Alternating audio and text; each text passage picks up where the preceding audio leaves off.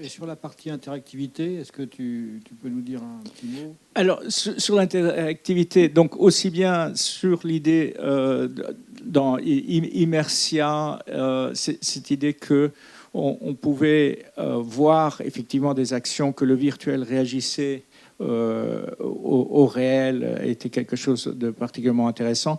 Le scénario au départ, quand Christian m'a proposé de participer à ce projet, l'idée c'est que moi je devais être un peu le grain de sable dans toute cette mécanique, et donc j'avais imaginé des choses particulièrement compliquées, avec justement le marin rentrait dans le bar et il ouvrait sa vareuse et le singe sortait, se montait sur son épaule, puis apparaissait un perroquet. Il y avait un échange de cacahuètes entre le perroquet et le singe, mais ça a été un peu trop ambitieux, donc on a changé un peu le programme. Mais sur l'interactivité, par exemple, le décalage, quand le marin rentre dans la porte, je voulais que le singe rentre après, qu'il jette un coup d'œil à gauche, un coup d'œil à droite et qu'il avance. Mais donc l'idée de pouvoir retarder son entrée ou de changer sa trajectoire est devenue possible dès la deuxième séance. Et donc c'est vraiment cette idée de pouvoir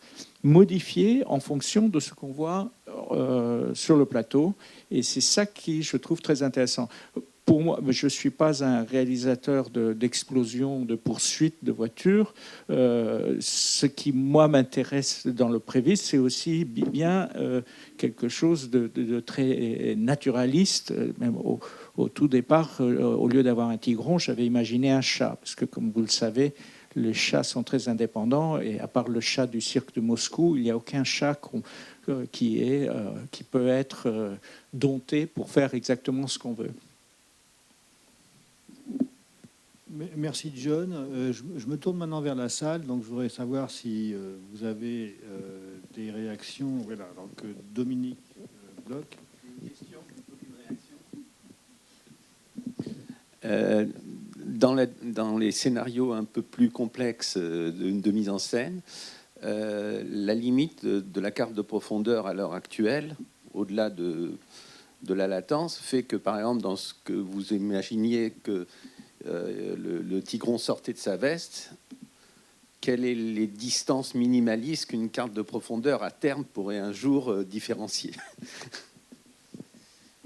Oui, alors justement, John a évoqué la suppression de parties de paysages pour les remplacer par d'autres paysages naturels ou virtuels. Donc là, effectivement, les cartes de profondeur, c'est trop éloigné, ça ne va pas fonctionner. Donc il faut noter aussi que les cartes de profondeur vont à la fois permettre une composition dans l'axe de la profondeur, dans l'axe Z, mais si elles sont de qualité, elles vont pouvoir aussi servir de segmentation, tout comme le chroma key. Bon, si un fond vert est présent, comme je disais, on va profiter de cette présence pour aussi combiner la clé du chroma key avec les cartes de profondeur. Alors, ce qu'on n'a pas assez couvert, et justement, peut-être on parle de Prévis 2, qui sera certainement à couvrir, c'est les scènes d'extérieur et de larges paysages, où finalement, on essaierait de combiner une reconstruction 3D à partir de LIDAR ou de autre photométrie, avec l'extraction de cartes de profondeur temps réel. Le scan 3D étant dédié aux parties statiques de la scène et les cartes de profondeur pour plus des éléments d'avant-plan et dynamique, puisque temps réel. Tout ce qui est statique de la scène peut être préparé en avance, scanné, reconstruit en 3D pour être exploité ensuite sur la session de Prévis et aussi emmené en post-production, ce qui est déjà le cas aujourd'hui pour pas mal de scènes. On a fait cet exercice-là, mais pas au travers de scans à base de LIDAR ou de photométrie, puisqu'on avait une scène extérieure dans une rue de l'école Louis Lumière, avec des éléments naturels relativement faciles à modéliser à la main au travers d'un logiciel modélisation 3D. Donc c'était des bâtiments avec des structures relativement géométriques. Et on a fait cette alliance entre modélisation 3D, d'éléments statiques et partie dynamique captée par les cartes de profondeur. Mais ça, c'est à poursuivre avec des solutions beaucoup plus automatiques et au travers de solutions LIDAR ou de photométrie, prise de photos. En fait. Une question de Philippe Loranger. Une petite question. Christian, tu sais bien, venant des effets spéciaux, combien c'est difficile de faire passer auprès des producteurs, réalisateurs des tests, des pré-tests.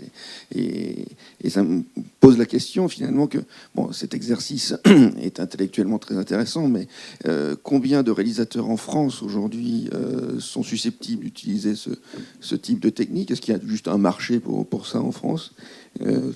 Tout simplement, quoi. Alors, je pense qu'on a vu à travers Luma et Solidanime qu'il y a un marché aux États-Unis qui se développe dans ce domaine-là, de façon tout à fait évidente et certaine. Le marché en Europe, je pense qu'il se développe aussi. Enfin, vous savez qu'il y a Solidanime, il y a une autre société concurrente de Solidanime qui se développe également sur la France.